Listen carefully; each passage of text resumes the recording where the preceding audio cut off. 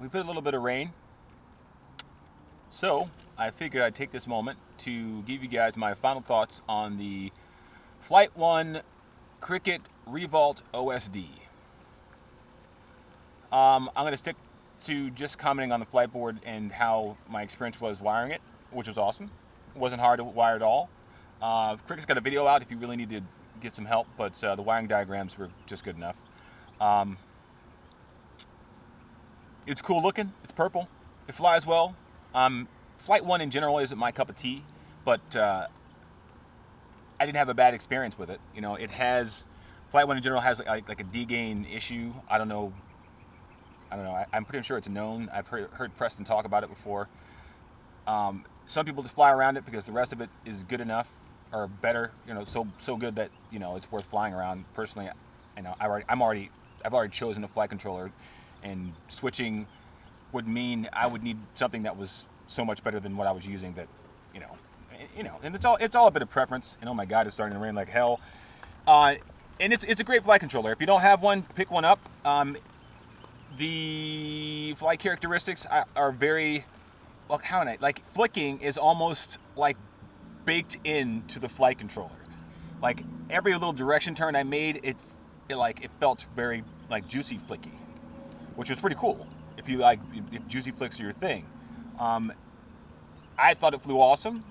Falco X, that's what I can talk about. Falco X, the OSD setup system that Falco X has is pretty freaking dope.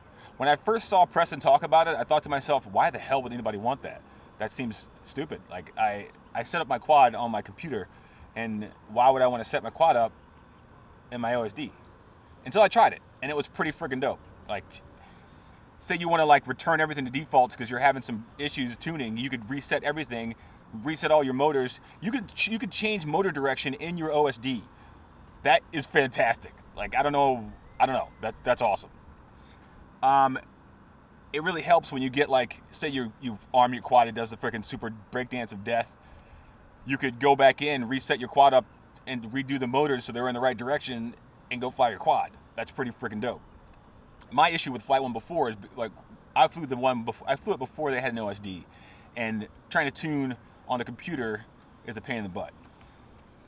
Which is a good segue into the second part. Like tuning in FlightOne, I don't know what I was doing wrong, or maybe I was missing something in the filters or something like that, or I was picking the wrong. I used default everything, and it flew good, right? And then I tried to tune out the D-gain bounce back, and ended up burning the motor out. Now, that may have been because I should have chosen a different filter system. I'm not really sure. I didn't really want to get that far into it, to tell you the truth, because I wasn't thinking about switching everything to FlightOne or anything like that. But I mean, it was a good experience. Everything is in the OSD that you need. I can't say that everything's in the configurator, but all the profiles, the Blackbird profile for each thing, for your PIDs, for your rates, all that stuff is in there. You can just select it, just scroll through and select it and try it out. I think that is probably the best thing about it. Personally, I don't think there's a tune out there that you can just apply to your quad and have your quad fly great. That's just not the way it works. Every quad is, even two quads of the exact same build fly differently from one another for various reasons, right? But it's cool to be able to flip through different things and have different places to start your tune from and tune from there. What you got to watch out for is hot motors. Hot motors, fly for maybe half a minute, then come back, check those motors. Because I got tired of doing that after a while. I just wanted to fly it, and then I burned the motor out. So, anyways, that's my thoughts on that. The rain has stopped, so I'm going to get back to flying quads. The rain has stopped, so I'm going to go back to flying quads. The guys are over there trying to get Willie D's quad down off this ledge, if you can see. They're right over there. His quad is right there.